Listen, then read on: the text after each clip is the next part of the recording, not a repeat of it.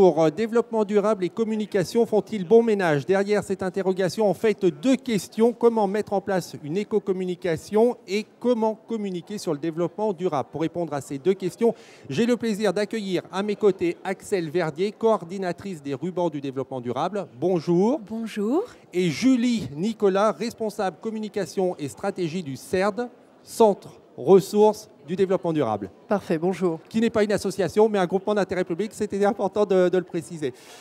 Donc pour commencer, le CERD a sorti un guide à l'usage des professionnels sur la communication et le développement durable. À votre avis, quelles sont les conséquences du développement durable sur la fonction de communicant ? Alors, d'abord, je vais rendre à César ce qu'il y a à César. C'est le CERD et l'AREP, l'Association des responsables de com du Nord-Pas-de-Calais. C'est un vrai partenariat, une vraie binôme. Alors, comment la communication joue sur... Comment le développement durable a commencé à impacter la fonction de communicant ? Alors, comment ça a commencé? C'est tout simplement par l'entrée qui est encore celle qui est privilégiée aujourd'hui, c'est l'éco-conception de la com ou éco-communication. Enfin, on a plein de dénominations. Maintenant, on parle même d'éco-socio-conception de la communication. C'était l'entrée la plus évidente. Ça a été lancé par l'ADEME, donc, qui a édité un guide très très complet sur le sujet. L'idée, c'était de minimiser l'impact de la communication sur les gaz à effet de serre, parce que évidemment, le communicant, c'est un métier d'éditeur notamment, c'est un métier d'organisateur d'événements. Donc, il n'y a pas d'événement sans émission de gaz à effet de serre, il n'y a pas d'édition sans émission de gaz à effet de serre. Donc, il s'agissait d'essayer de réduire au maximum ces gaz à effet de serre dans ces activités-là. C'est juste une mode où il y a une vraie prise de conscience et les services de communication aujourd'hui sont très attentifs à l'impact qu'ils ont sur l'environnement quand ils lancent une campagne de com? Je vous dirais oui et non. C'est une mode parce qu'on se rend compte aujourd'hui que ce retour en quelque sorte vers une forme de sobriété volontaire ne veut pas dire qu'il n'y a pas de possibilités créatives derrière. Et il y a même des possibilités créatives qui permettent de renouveler vraiment la communication avec des supports qui sont nouveaux, avec des choses qui sont attractives, alors que très longtemps on s'est dit bah oui mais c'est pas beau, un papier qui n'est pas blanc, le carton ça fait... Or c'est quelque chose qu'on retrouve de plus en plus sur les événements, qu'ils soient étiquetés éco-conçus ou pas. Donc c'est plus qu'une mode. Par contre, il y a un vrai paradoxe dans le comportement des communicants qui vont faire des gros efforts, qui vont essayer de déployer une vraie créativité sur certains points, et puis qui vont laisser passer un certain nombre de choses à côté. C'est-à-dire, je vais prendre un exemple un petit peu flagrant. Sur les événements, c'est les mallettes. On fait des belles mallettes en carton éco-conçu, mais derrière, on ne se pose pas la question du poids de la doc qu'on refile systématiquement aux participants quand ils arrivent et dont ils n'ont pas forcément envie. On pourrait citer le même exemple sur les clés USB. Une clé USB, si c'est pour donner de la doc qui ne sera pas consultée derrière, c'est aussi pas mal d'impact sur l'eau, sur les gaz à effet de serre. Et alors, est-ce que vous avez déjà identifié une très belle réussite en matière d'éco-communication? Parce qu'effectivement, la prise de conscience aujourd'hui, c'est faire des programmes sur du papier recyclé, c'est déjà un premier pas. Mais est-ce qu'au-delà de ça, vous avez déjà identifié une démarche globale d'une très belle initiative d'éco-communication? Je ne suis pas sûre, parce que comme je vous dis, on retombe toujours sur des sacrés paradoxes. Je pense que finalement, c'est difficile pour un communicant de se dire « je vais en faire moins, ce sera plus qualitatif ». Ça, c'est quelque chose, on pense que les gens s'attendent à avoir des goodies, les gens s'attendent à être très soignés, à avoir plein de petits cadeaux, plein de choses comme ça. Et donc, il y a toujours ces formes de contradiction là. Après, oui, on voit des choses quand même de plus en plus inventives. On est sur une vraie voie. Mais il y a un obstacle qui est fondamental. Je voulais dire ça parce que vous parliez de recycler.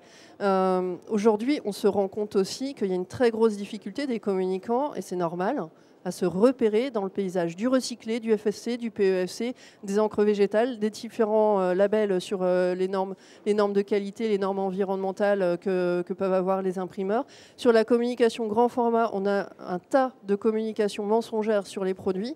Donc c'est particulièrement complexe de rassembler toute cette donne-là, sachant que ça évolue tout le temps, parce que le métier de la communication, et tous les métiers autour, s'y sont mis tardivement, donc ça n'arrête pas d'évoluer depuis 10 ans. Ce n'est pas les seuls à être perdus, je les rassure. Alors, Axel, vous êtes coordinatrice des rubans du développement durable. Est-ce que vous pouvez nous présenter ce dispositif? Oui, c'est une opération qui existe depuis 9 ans et qui valorise les meilleures démarches globales de développement durable des collectivités territoriales. Ces démarches globales faisant preuve de réalisations concrètes, innovantes, exemplaires.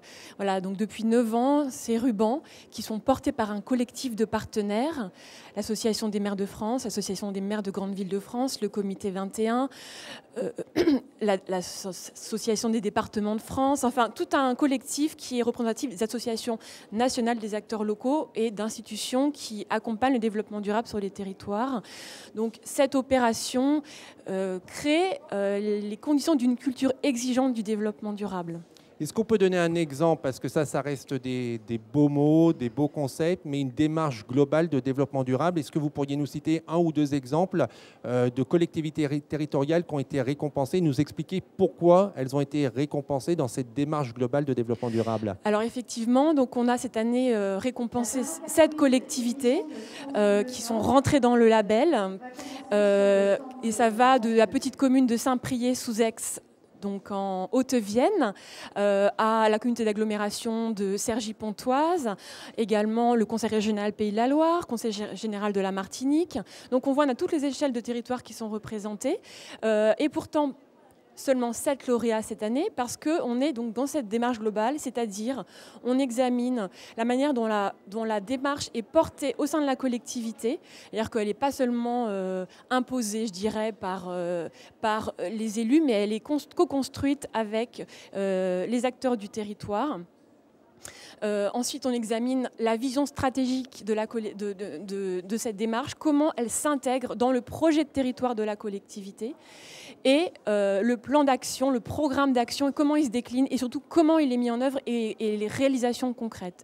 Donc ça se traduit dans des politiques sectorielles, la lutte contre le changement climatique, l'adaptation au changement climatique, la préservation de la biodiversité et des ressources naturelles et comment aujourd'hui l'agriculture il y a une attention particulière à la qualité de l'agriculture, également la lutte contre les exclusions et discriminations, la coopération internationale, comment une collectivité va promouvoir auprès de pays, dans le cadre de coopération décentralisée en Afrique par exemple, une méthode de tri, comment elle va accompagner cette collectivité, par exemple la communauté de communes des Vésiaux d'Or,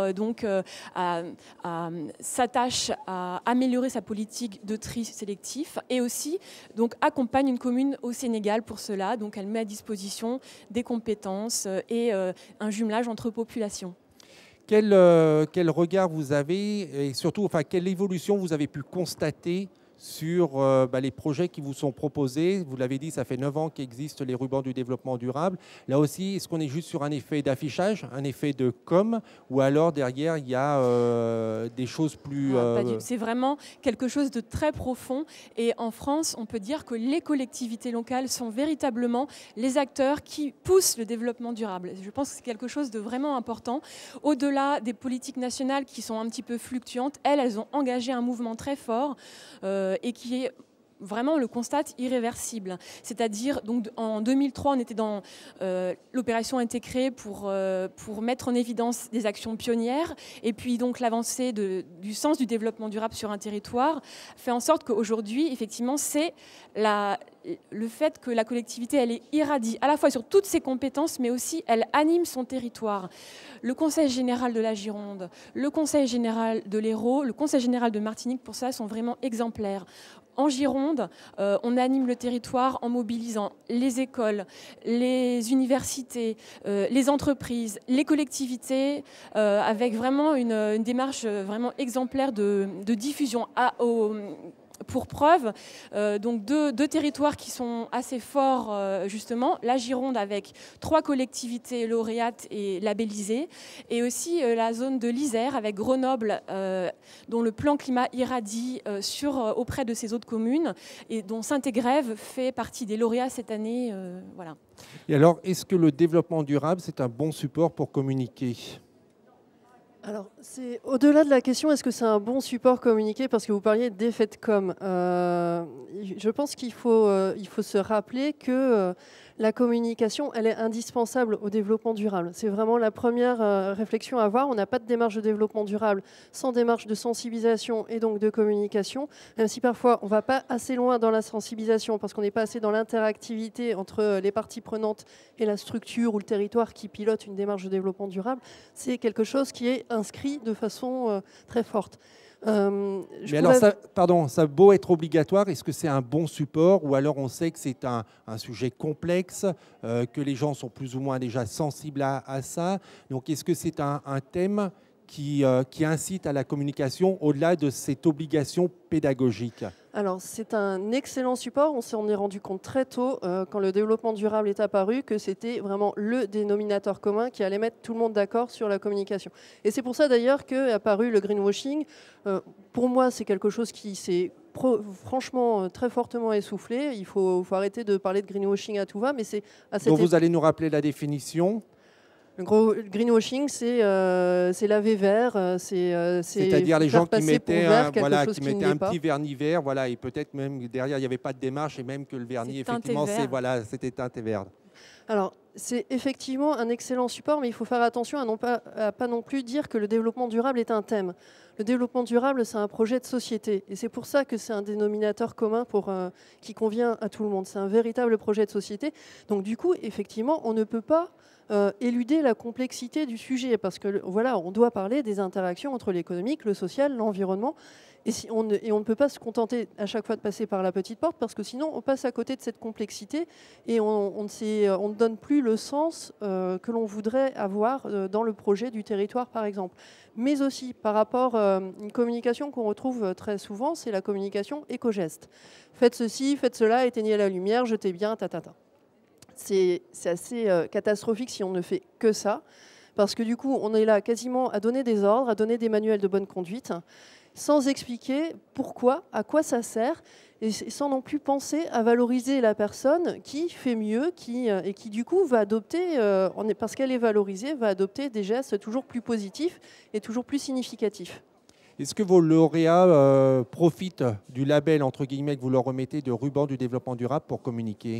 Oui, tout à fait. Et c'est même, disons, un outil qui donne aux communicants le sens du développement durable. Cette année, les rubans du développement durable ont proposé pour la première fois un film pour décrire, présenter la collectivité pour présenter l'approche développement durable de la collectivité. Et c'est finalement la première fois qu'on avait cette vision globale de l'ensemble des actions qu'il est reproché aux communicants de mettre en évidence de manière trop segmentée. Voilà. Et du coup, c'est un vrai outil pour les élus, pour promouvoir leur démarche. Merci beaucoup à toutes les deux. Alors évidemment, en 13 minutes, on a fait qu'effleurer un thème très profond qui est le développement durable et la communication. Pour prolonger cette réflexion, vous pouvez aller sur 2 sites internet, le www.cerd.org pour y retrouver entre autres le guide sur la communication et le développement durable que le CERD, avec son partenaire, a rédigé. Et pour en savoir plus sur les rubans du développement durable, là aussi, il y a un site internet www.ruban.com et pour revoir cette émission, www.demain.fr. À très bientôt. Au revoir.